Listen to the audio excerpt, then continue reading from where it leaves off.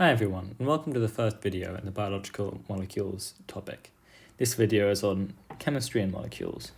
Now, I thought that we'd start here because almost all of biology is about cells, and almost all of cells is about molecules, and almost all of molecules is about chemistry. So if we really want to have a very firm basis for understanding of the rest of biology, I think that chemistry is the best place to start. Now, you could make the argument that you should trace this all the way up to physics and maths, but to be honest, I don't think that's directly relevant. And what I'm going to try to talk about here is stuff which is going to be really useful as we come in to see the later themes in biology. And a lot of people can miss something out by not understanding the chemistry behind what's going on, and it means that you lack understanding in these later topics, which can be a real problem. So I'm going to start off with this section on chemistry. So the most fundamental thing to talk about here is the atom. Atoms are fundamental building blocks of all molecules, and molecules are what build up everything. So if you ever interact with anything, my glass of water that I've got beside me, the iPad that I'm recording this on, a piece of paper, my arm, my leg, all of that is made out of molecules, and all molecules are made out of these fundamental building blocks called atoms. Now, there are lots of different types of atoms, and each different type of an atom is called an element. Elements are characterized by how the atom is made up, but we don't really need to worry about that. And each different element does slightly different things, and it's involved in slightly different reactions, and we'll see that the different elements have different properties, which are useful when we come to look at how they're used in the body. The elements that biologists mainly care about are actually not all of these. There are 118 elements that have been discovered so far, or confirmed at least, but biologists mainly don't care about them. The most important ones are going to be carbon, nitrogen, oxygen, and those are probably the most important. And then what's also important is phosphorus, sulfur, and hydrogen. And with these kind of basic building blocks, we can talk about most things in biology. Now later when we'll come to talk about ions, we'll see that there are other elements involved. But if you look at how a human is made up, 99% of what a human consists of will be made out of these key elements that I've circled. And when we cover each biological molecule, we will talk more in depth about what elements it is made out of. But for now, all we need to think of is molecules are made out of atoms that are joined together, and each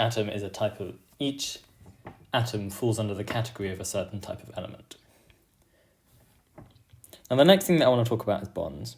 So a molecule is made up of atoms, but of course the atoms need to be joined together somehow. And what we call these ways that atoms are joined together is called a bond. I'm going to kind of label my two atoms like this. So I've got something like this. And I'm going to kind of draw their connection here. Now this is what we call a bond.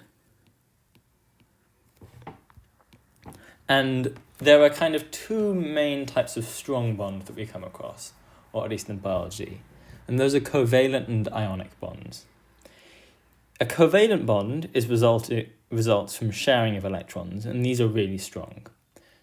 And an ionic bond is a result of when one of these atoms is positively charged and the other one is negatively charged, which means they attract each other like magnets. So what to remember? We've got two types of bonds, covalent and ionic. Covalent bonds result from sharing electrons,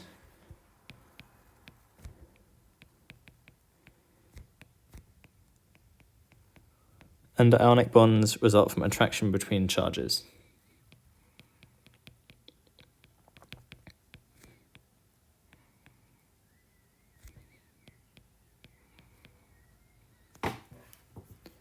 We can also have double covalent bonds, when double the normal number of electrons are shared. Sorry, wrong size. I'll draw like that. And covalent bonds are when the atoms are uncharged, so I'm going to get rid of these charges that I've shown over here. Double covalent bonds are even stronger than single covalent bonds, and covalent bonds tend to be stronger than ionic bonds in general. But there's also another type of bond, and this is called a hydrogen bond. Hydrogen bonds are something that you won't have come across at GCSE, because they're not one of these main types of bonds that governs forces inside molecules. Because hydrogen bonds really occur between different molecules. And we're going to see how this is really important for things like water. But basically what a hydrogen bond is when you have on one molecule something like this. So you've got the rest of your molecule going on over here, where you have an oxygen, which I've drawn here. This could alternatively be a nitrogen or an oxygen or a fluorine attached directly to a hydrogen. So here it's bonded, it'll be bonded covalently to a hydrogen. And you can think of this oxygen as pulling the electrons in their shared electrons, because it's covalent bond, pulling these electrons towards the oxygen.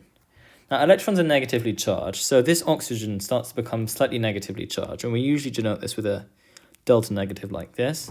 And similarly, because the electrons are pulled away from the hydrogen, since there are less negative electrons in that region, the hydrogen becomes slightly positively charged, which we usually denote like that. Now imagine we had an adjacent molecule with the same thing going on. So you've got the rest of the molecule around there, and you've got an oxygen and the hydrogen. Now the hydrogen will once again be this delta positive charge, and the oxygen will be this delta negative charge. So we now have this slightly positively charged hydrogen and this slightly negatively charged oxygen, and what they form is a hydrogen bond. It's not quite as strong as an ionic bond because they're not as charged as full ions, but they are still slightly charged to each other, so they attract kind of like a weak magnet. And what this means is that molecules that can form hydrogen bonds are attracted to each other and display a number of properties that we become very interested in because of this. So just keep this in your mind. There are two types of kind of the main strong bonds, which are covalent and ionic bonds. And then we've also got a third type, a hydrogen bond. Wrong pen.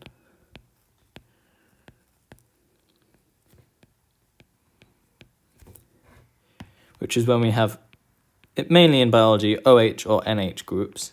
And these mean that they can form hydrogen bonds, and these are weaker.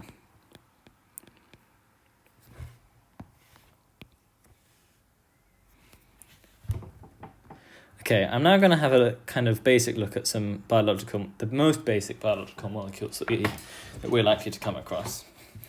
So, a pretty basic one is water, and water looks something like this.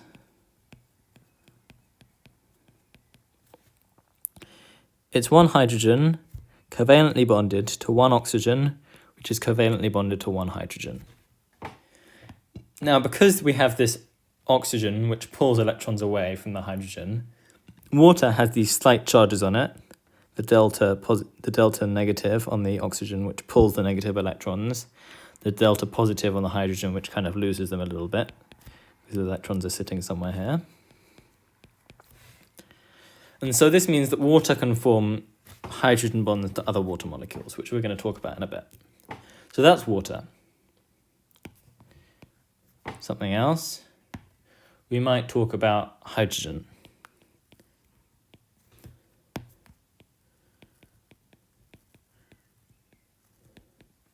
Hydrogen is just two hydrogen atoms bonded to each other like this. And that's bonded covalently. And most atoms, when they exist by themselves, are just kind of chilling out alone. That's what you'd see usually. But there are some elements that when they exist by themselves, they form these diatomic molecules. So hydrogen's one of them, because a molecule of hydrogen consists of two atoms of hydrogen, which is why it's called diatomic. The same thing goes for oxygen, which kind of looks like this. And oxygen forms a double bond. And nitrogen is also diatomic, and that actually forms a triple bond. So diatomic molecules exist when they exist by themselves as elements. They exist as two atoms in the molecule.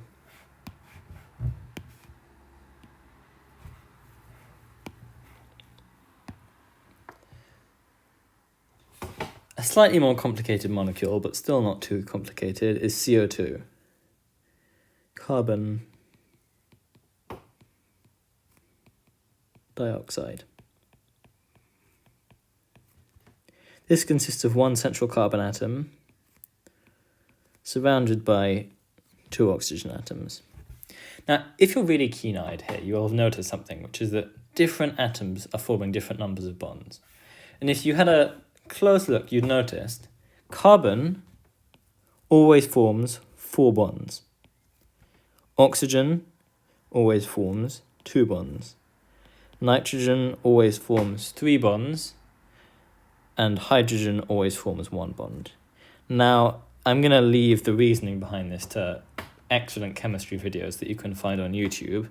But these are kind of key things that you have to remember. And when we look at biological molecules, you'll see that this always applies. And if you see a biological molecule where this isn't happening, there's probably something wrong. Or there's some charges going on. So you'll see here, our carbon atom, here in carbon dioxide, our carbon atom has 4 bonds. A double bond over here and a double bond over here. And each of these oxygens has 2 bonds because they just have 1 double bond. As we expect, carbon has 4 and oxygen has 2. Now, in biology, things aren't really this simple. We probably wouldn't be in existence if all our molecules consisted of just a couple of atoms. And so lots of our molecules are really, really big. And what we call these big molecules is macromolecules. This is a key word that you have to remember. So, big molecule, macromolecule. It's just a fancy word for the same thing. And macromolecules consist of thousands of atoms.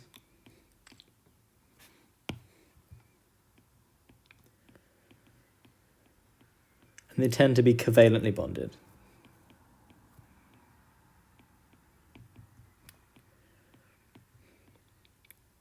So these are these really big molecules.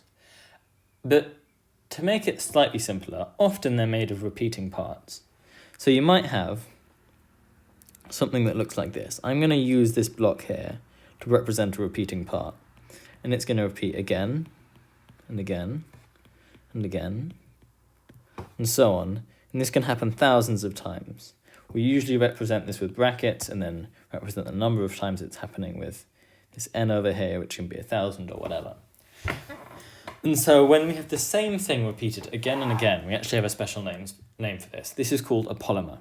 And a common example that you might have come across is plastics. Plastics are polymers, and they're made of monomers. So the overall thing, polymer. And each individual part is a monomer. That's all you have to know. Monomers make up polymers. And macromolecules are often polymers which are made up of monomers. And we're going to see this kind of repeating mantra come up again and again and again as we look at all different types of biological molecules. Now, the final thing that I want to talk about in this video is reactions in biology, and then we can get started on the individual biological molecules that we care about. A reaction, more or less, is when bonds are made or broken. Bonds store energy in the same way that when you have two magnets that are stored up next to each other, they store energy. Making a bond gives off energy. And you can think about this like magnets. If I had a north magnet here and a south magnet here, I kind of move this one towards the other one, they kind of get faster and faster, and then they click together and they make a clicking sound. Now that clicking sound creates energy. And so energy is given off. So we think making bonds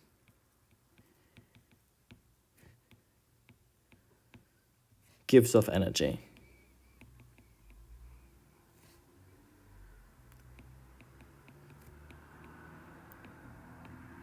And the opposite is also true. If I took these two magnets and I tried to separate them away from each other, that would take me kind of pulling at it. So that takes energy. So breaking bonds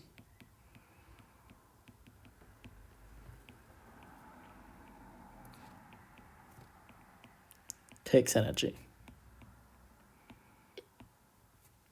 And this becomes really important, especially when we talk about things later in biology like respiration, where we see that the body really harnesses the energy in these bonds to make biological processes occur.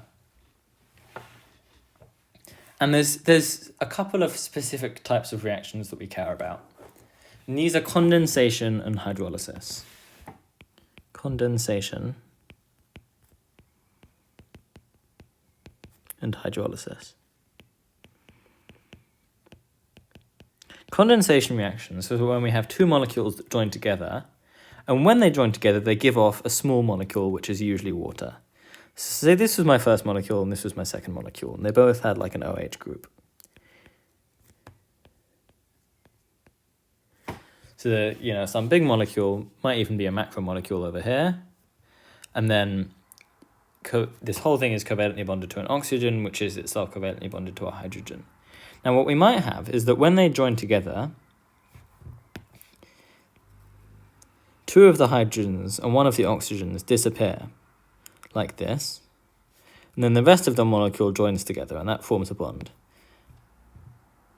And then these remaining two hydrogens and one oxygen form water, like this. And obviously there's a little bit more going on than that, but that's basically what condensation is. So when we have two molecules that join together, and in the process of joining, then give off a small water molecule. Hydrolysis is basically when the opposite thing happens. Say I had two molecules that were joined together. I'm going to use a circle this time. And I wanted to split them apart. The way I'd have to do this is break them apart and slap on two hydrogens and one more oxygen to kind of keep those ends apart. And that's called hydrolysis. So condensation is bonds forming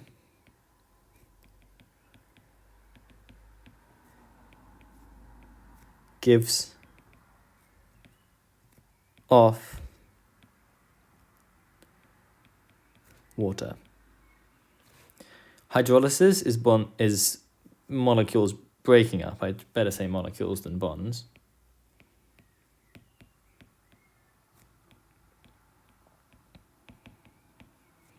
And hydrolysis requires water. Or it uses up one water molecule.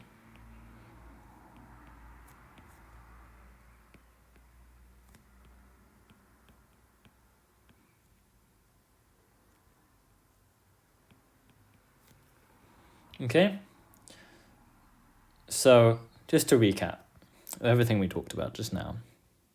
Molecules are made up of atoms. Atoms fall in categories called elements, and these are the common elements that we usually see. Bonds are ways that atoms are joined together in molecules. Covalent and ionic bonds are strong bonds within molecules, while hydrogen bonds are weaker bonds that exist between molecules. Common biological molecules that we might come across are water, hydrogen, and carbon dioxide, and each different element forms a specific number of bonds. Larger molecules are called macromolecules and are often polymers, which are repeating units called monomers joined together. Finally, reactions take place in biology, and reactions are when bonds are made or broken. Making bonds gives off energy, and breaking bonds takes energy. Condensation reactions give off water, and hydrolysis reactions take up water and break molecules. Just a quick tip to remember this. Condensation we usually think of as forming water on a surface, say condensation on a window. And so it kind of makes sense that this gives off water. And conversely, hydrolysis, hydro means water. Lysis means breaking. So it literally means water breaking, or breaking up a molecule requiring water. We'll actually see this kind of ending, lysis, come up again and again when we're talking about breaking things. So that's more or less what I wanted to talk about today. Thank you for listening. The next video will be on water.